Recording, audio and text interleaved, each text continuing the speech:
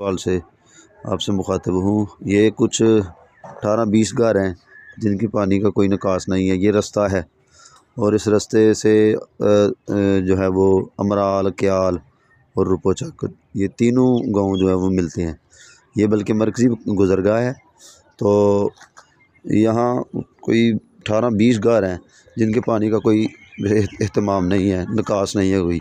तो ये आगे तक जो है ना वो पानी है, लोग तंग होते हैं, मुसाफिर भी तंग होते हैं, यहाँ से नमाज़ियान भी गुज़रते हैं।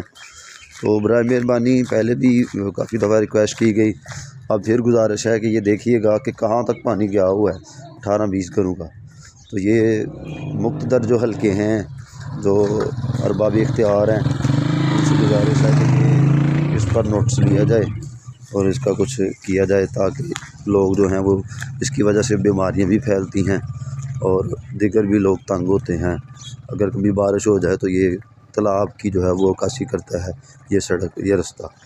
तो ये क्याल गाँव है, ज़फ़रवाल का नवाही गाँव क्याल है। बराए मेहरबानी मुक़्तदर हल्कों से फिर गुजारिश है, ये हमारे लोग हैं इस गाँव के, ये बहुत तंग हैं, रिक्वेस्ट भी कर चुके हैं, बार बार अहले इक़्तिदार के पास जा चुके हैं। तो ये बराए मेहरबानी इसको नोटिस लिया जाए।